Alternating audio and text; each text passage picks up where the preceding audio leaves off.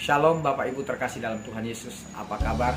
Pastilah kabar Bapak Ibu adalah kabar yang baik-baik saja, kabar yang sehat dan kabar yang luar biasa. Senang pada pagi hari ini dapat menjumpai Bapak Ibu lewat tayangan, lewat program ini. Dan saya juga tak lupa mengucapkan selamat Paskah. Biarlah pengalaman Paskah saudaraku terkasih menjadi pengalaman kita secara pribadi, saudaraku terkasih. Paskah menjadi sebuah kenangan yang begitu luar biasa bagi kita. Saudaraku terkasih, Kristus hidup, Kristus bangkit, dan Kristus telah menang atas maut. Maut sudah dikalahkan, dan bagi orang-orang yang percaya, Dia sudah menyediakan hidup yang kekal. Oleh karena itu saudaraku terkasih, saya percaya bahwa Anda dan saya, kita sekalian adalah orang-orang yang percaya kepada Dia. Pagi hari ini saudaraku terkasih, saya akan menyampaikan renungan singkat dengan tema kuasa kebangkitan Kristus. Ada apa dengan kuasa kebangkitan? Mengapa kita harus belajar tentang kuasa kebangkitan Kristus? Mari saya mengajak kita untuk membaca kebenaran firman Tuhan dari Injil Markus pasal yang ke-16 ayat yang pertama sampai ayat yang ke-8. Namun saudaraku, saya akan membacakan ayat pertama sampai ayat yang ke-4 saja. Setelah lewat hari Sabat, Maria Magdalena dan Maria ibu Yakobus serta Salome membeli rempah-rempah untuk pergi ke kubur dan meminyaki Yesus. Saudaraku terkasih, ayat kedua, dan pagi-pagi benar pada hari pertama minggu itu setelah matahari terbit, pergilah mereka ke kubur. Mereka berkata seorang kepada yang lain, siapa yang akan menggulingkan batu itu bagi kita dari pintu kubur? Tetapi ketika mereka melihat dari dekat, tampaklah batu yang memang sangat besar itu sudah terguling. Lalu mereka masuk ke dalam kubur dan mereka melihat seorang muda memakai jubah putih duduk di sebelah kanan. Mereka pun sangat terkejut. Tetapi orang muda itu berkata kepada mereka, jangan takut, kamu mencari Yesus orang Nazaret yang disalibkan itu. Ia telah bangkit, ia tidak ada di sini. Lihatlah, inilah tempat mereka membaringkan dia. Saudaraku, sedemikianlah kita membaca kebenaran firman Tuhan ini, saudaraku terkasih. Dikatakan setelah lewat hari Sabat, saudaraku terkasih, maka ada 3 wanita yang hendak pergi ke kubur Yesus. Tujuan mereka sangat baik, sangat mulia, saudaraku terkasih. Mereka pergi hendak merempahi mayat Yesus dan meminyaki mayat Yesus, saudaraku terkasih.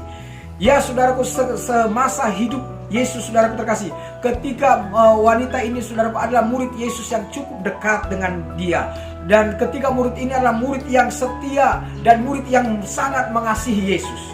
Saudaraku terkasih, ternyata saudaraku terkasih, hanya setia saja dan mengasihi belumlah cukup, saudaraku terkasih. Harus disertai dengan iman kepada Yesus dan iman kepada firman-Nya. Saudaraku terkasih, ternyata hanya mengasihi Yesus dan juga saudaraku terkasih hanya setia kepada Yesus belumlah cukup. Ternyata saudaraku harus disertai dengan iman kepada Yesus dan iman kepada firman-Nya. Saudaraku terkasih, mereka pun pergi ke kubur itu bukan karena percaya bahwa Yesus sudah bangkit dari orang mati, saudaraku terkasih. Bukan karena percaya bahwa perkataan Yesus bahwa Dia akan bangkit dari kematian pada hari ketiga. Bukan saudaraku terkasih. Ketika wanita ini pergi ke kubur itu hanya karena care, hanya karena peduli, saudaraku terkasih, pada Yesus yang mati itu. Sebab itu adalah guru mereka, saudaraku terkasih. Dan saudaraku terkasih, pada waktu itu mereka sudah pergi ke kubur itu, saudaraku, mereka hanya peduli, mereka hanya care, mereka hanya saudaraku terkasih, mereka hanya iba pada Yesus. Sebab Yesus mati secara tragis, Yesus mati secara mengenaskan, saudaraku terkasih. Dan itu sebabnya mereka merasa panggilan hati nurani mereka memanggil mereka untuk melakukan hal-hal yang terbaik, saudaraku terkasih.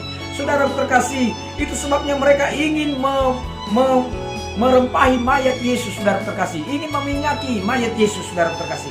Saudaraku terkasih, mereka pergi ke kubur itu bukan karena mereka percaya bahwa Yesus sudah bangkit, bahwa Yesus sudah hidup, bahwa Yesus sudah bangun dari kematian, saudara terkasih. Saudaraku, ada berapa banyak model kekristenan yang demikian, saudara terkasih. Mereka taat beribadah, mereka taat persekutuan, mereka taat ke gereja, saudara terkasih. Tapi mereka tidak mengalami kuasa kebangkitan Kristus, atau mereka tidak percaya bahwa Yesus sudah bangkit, Yesus sudah hidup, Yesus sudah bangkit, saudaraku, dari kematian. Dia sudah mengalahkan maut. Dan Dia hidup sampai selama-lamanya.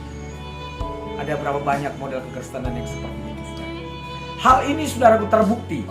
Pada ayat yang ketiga saudaraku terkasih, mereka saling bertanya, siapa yang akan menggulingkan batu itu daripada kita? Siapa yang akan menggulingkan batu itu bagi kita, saudaraku terkasih? Siapa? Apakah mereka bisa? Dan kalaupun mereka bisa, bagaimana dengan tentara Romawi yang berjaga di depan pintu itu? Saudaraku, itulah pertanyaan-pertanyaan mereka, saudaraku terkasih. Apakah mereka bisa? Apakah siapa yang akan menggulingkan batu itu bagi kita? Saudaraku terkasih, begitu banyak orang Kristen yang modelnya demikian ini, seperti ini. Mereka pergi ke gereja, mereka pergi persekutuan, pergi beribadah, bukan karena mereka percaya bahwa Yesus sudah bangkit, bahwa Yesus sudah hidup, bahwa Yesus sudah bangkit dari kematian, bahwa Yesus sudah mengalahkan maut. Bukan. Berapa banyak model kekristenan yang demikian ini?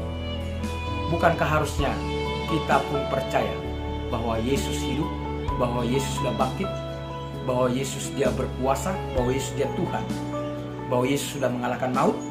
Saudaraku terkasih, di ayat keempat berkata demikian, tetapi ketika mereka melihat dari dekat, tampaklah batu yang memang sangat besar itu sudah terguling. Saudara terkasih, apa yang mereka sedang perbincangkan dan apa yang mereka sedang bicarakan, apa yang mereka sudah pertanyakan, ternyata batu yang sangat besar itu sudah terguling. Saudaraku terkasih, sudah tidak ada di pintu lubang kubur Yesus itu. Kuasa kebangkitan Yesus telah menggulingkan batu besar yang menutup pintu kubur itu. Kuasa kebangkitan Yesus telah membuka pintu kubur itu, saudara terkasih, yang terkunci.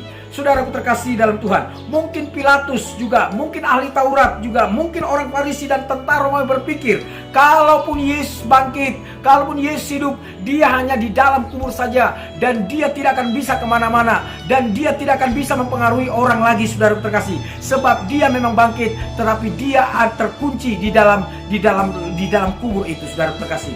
Tapi mereka lupa bahwa waktu Yesus bangkit, mereka lupa bahwa Yesus adalah Tuhan, Yesus adalah Raja, Yesus berkuasa. Ketika dia bangkit, saudaraku terkasih, maka saudaraku terkasih, bahwa alam maut pun, saudaraku, tidak bisa menguasainya. Alam maut pun tidak bisa menguncinya. Alam maut pun tidak bisa berotoritas atasnya. Saudaraku, apalagilah alam fana, apalagilah saudaraku terkasih, alam nyata. Maka batu yang besar itu, saudaraku terkasih, bukan menjadi halangan bagi Yesus untuk dia bangkit, untuk dia keluar, untuk dia menang atas maut.